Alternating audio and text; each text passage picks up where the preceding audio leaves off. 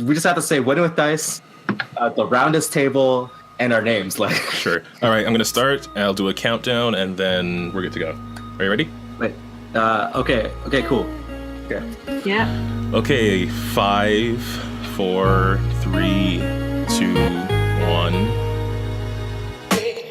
Welcome back to the Roundest Table, a Win with Dice gaming discussion podcast. Today I'm joined by Ramon. Say hello. Hello. Yep. And Deanna. Say hello. Hi. And today, what we're going to discuss is just our favorite board games and sort of why we like them. So we were going to go around and just discuss our what games we're into and just sort of, I guess, what we like about those games. So I guess I'll go first because alphabetical order and all that. So I guess when it comes to, physical games, one thing I always come back to, it's not so much a board game because it doesn't have a board, but I would say, of course, Sentinels of the Multiverse. Anyone who knows me knows how much I love that game, a bit too much. There's multiple things I like about it, the characters, the lore, and all of that. But as far as gameplay goes, I think the thing that I like most about it is how modular it is. Sentinels, if you've ever played it, basically you play as a team of superheroes, 3 to 5, against the villain, and you also have to select an environment. But the thing is, each of those is made of a separate deck of cards. So each hero has a deck of cards, each villain has a deck of cards, and each environment also has a deck of cards. What that allows you to do is you can basically switch out and swap any team of heroes for any fighting against any villain, who each individually will have their own sort of rule set in any environment, which again can help and hinder you in any number and sorts of ways. And the thing with that for me is that it really increases the, replayability. Because you can end up with characters that you really like to play, end up with heroes that you really like to play, and you can bring them along on different missions with other different heroes that you can learn and figure out in different environments against different villains. And what I like most about this is it never feels old, right? Like you can keep playing with the same set of heroes over and over again. But when you're up against a certain villain, like maybe this villain, you're not supposed to do damage to them until you get them to flip over, or you have to clear out their discarded card pile or stuff like that. And it's just sort of different each time. It gives you the option to change the gameplay each time. And of course, it's superheroes, which is a thing that I am super into. Super into. Yeah, that's like my main thing. So Sentinels, it allows me to feel like I'm playing through a comic book. It happens dynamically when you're drawing cards. You don't know what you're going to get. You have to adapt to it. But you can still develop your own strategies like any other card game because as you learn the deck and how to manipulate it. Well, the decks too.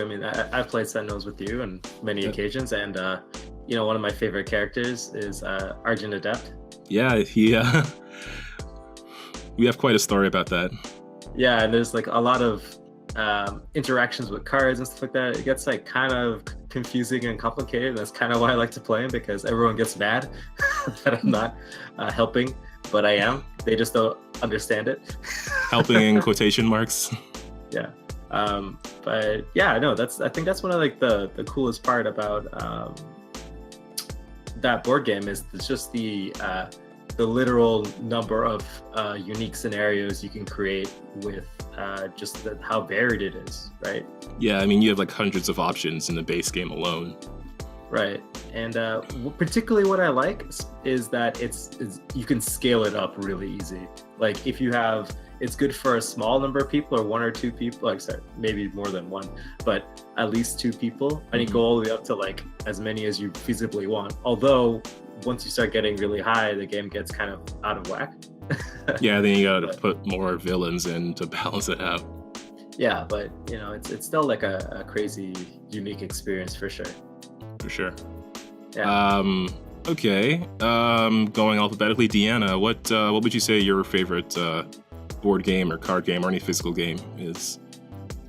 Well, I really like Trouble. I like classic stuff, I guess. But my Oma is really into Trouble. Yeah. And anytime I see her, we're just always playing that game. So I played it so many times. One thing I like about it is really simple, but I don't know, it's fun. It can be like you can make some enemies with that game. Yeah, you definitely can. I think, yeah, that's one of those like real basic board games that you basically like you've been playing for years. You know, like I think maybe all of us have played that as children. And it's one of those things that it's not like the rules, of course, aren't really difficult. You just like roll the dice and then you move. But a lot of interesting stuff can happen when you just happen to land on someone, or you happen to choose to purposely land on someone and then you send them all the way back to the start. Mm-hmm. You just purposely seek out to destroy someone else.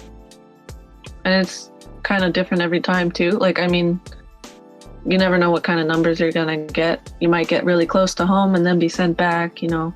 I don't know. I like it. It's simple, but it's fun.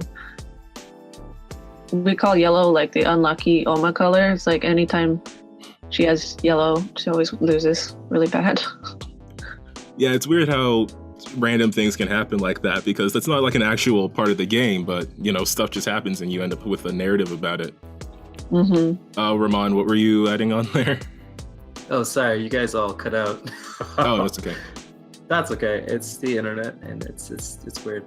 I was gonna say like it's one of those really good games for like, I guess, forming grudges, because it's so simple and really you're not really in that much control. But for some reason, it feels really bad when someone wrongs you in that game. Yeah. Yeah, you have just enough control to wrong someone. Okay. So next on the list, Ramon, do you have a particular game? And then we can just keep going around until we run out our lists. Yeah, so I think I have a long list of board games that I really love, but Just like, if you had to pick one. yeah, I know. I think if I had to be trapped on a desert island in the middle of space with just like a few friends and one board game, In the space desert, yeah. it would be Dominion. Dominion is by far my favorite game of all time. I don't know if it's the first deck building game, but to me it's like the best example of a really well designed deck building game. Everyone starts off with the same deck, and it's like there's 10 cards in play, and essentially every turn you play your cards in your hand and you buy, and they're gold, and you buy let's say whatever's on the field, right? Mm-hmm. So whichever pile in the field is, and the whole point is that you're supposed to work your deck up to become this like money making factory, and essentially buy victory points. And all these cards are so varied. Like the box set comes with like 20 different piles of cards you could put in the middle, and each one of these cards, they do something different. And like the entire premise of the game is that you're like a nobleman or a feudal lord or somebody with a kingdom, and essentially all these cards are like villagers, smithy, soldiers, like a moat. Like all these cards represent like kind of that medieval feel. Yeah. And essentially you're building your kingdom, you're building your economy to be the best economy, so you can buy victory points, which are like provinces, estates, and duchies. Yeah. And the game is really cool because it marries, like I guess in like my earlier years, I was really big into like Yu-Gi-Oh! And like Magic, so those card games, and it brings a lot of those core mechanics of deck building. Like you need your draws, you need to manage your deck size, like you need to figure out what kind of engine you're gonna run to make your deck work. And because all the cards are so varied, and all the cards fit in whichever expansion, like the same thing with Sentinels, is that you could have an infinite amount of games pretty much. Like every time you set up to play Dominion, it's always different. Yeah, you have to like learn to strategize with the cards that are, I guess, present and available to buy. Work with those to build the optimal deck for getting the number of victory points. Right, and I don't even do that because I've played the game so much. Like my favorite part about the game is that I can come up with a crazy idea, and if I can get it to work, that's like me winning. Like I think the epitome of my dominion-ness, I guess, is creating a deck where every turn there's like a money card called Venture, and basically you play it and you mill the top of your deck until you hit another money card. But I got my deck to be all 5 Ventures are in the deck. So every turn I will generate 5 money, and that 5 money will buy me a duchy. And there's another card called Duke, which is also worth 5. And for every duchy you own, it's like you get +1 victory point, essentially. I think it's wherever 3 duchies you own. So essentially, my deck was unstoppable because every turn I will generate 5, and I will get another duchy or Duke. Okay, yeah, and so like that's the thing that comes with just like learning the game, right? You learn how different cards interact with each other. So you're like, how do you, I guess, like just manipulate that into like the highest amount of points, right? Yeah, you can get like real evil genius level of creativity sometimes, and to the point where like nobody actually knows what you're doing until it's too late. And that alone is such a novel experience. Like I love it. Yeah. Okay. We're over 10. We're approaching 15 minutes. So instead of going around again, I just wanted to ask, do you feel like, either of you, do you feel like you lean more into competitive play or cooperative play? Like either something you play with a partner or as a team, or do you prefer games where you're like on your own playing against the other players in the game? Well, I think it's, for me anyway, it's more satisfying if I'm playing on my own and I win. But yeah. But then like I'm just thinking about code names, not to bring up another game, but it's always fun to like be on teams. Yeah, that one was also on my list. Oh yeah, Codenames is pretty good. I like that really social games. Like there's tons of I guess they could like categorize them. There's those ones where just like the premise is really simple, but it's very like interactive. Batman Love Letter is a really good one where like the premise is really simple, but like it's really complicated at the same time. Like So you feel like it's more fun to play something competitively then? It depends what circle I'm running in. Oh, okay, yeah. Yeah, I guess my experience is like I used to live in a house full of a lot of board game enthusiasts, and they would be super competitive. And we play board games like pretty much almost every night, so yeah, I guess I really that's a factor in it too, right?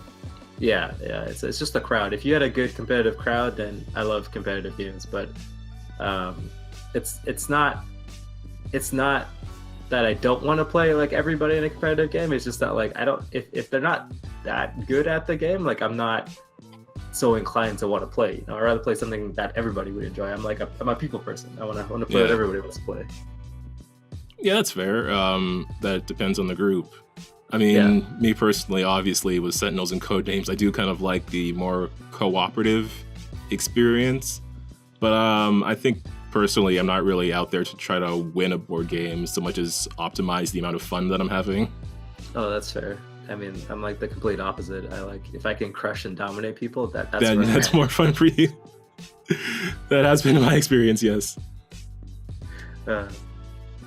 Okay, well, that was an interesting topic. If you're listening to this on whatever platform you're on, just maybe drop us a comment or hit us up on social media and just let us know maybe what your favorite games are, or your favorite kinds of games to play.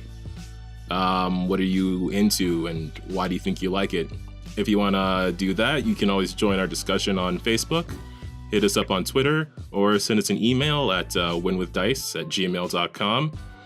I'm ready to sign off now, so how about Deanna, you say bye? Bye. And Rahman, you say goodbye. All right, see you later, guys. If you guys oh shoot, I forgot what I was gonna say. I bet you were gonna say, be sure to check out our Starfinder series, Renegades of the Drift, if you want to hear us do some awesome space game tabletopping. Right, there's a real good one coming out soon. Depending on when this comes out. Right, yes. It might already be out. If you hear an episode and it's really good, that's the one we're talking about. All right, folks, we're gonna sign off. We will be do another episode of one of these. Just be sure to check in bi-weekly for our Roundest Table and opposite weekly for Renegades of the Drift. Until next time, later days. Bye-bye.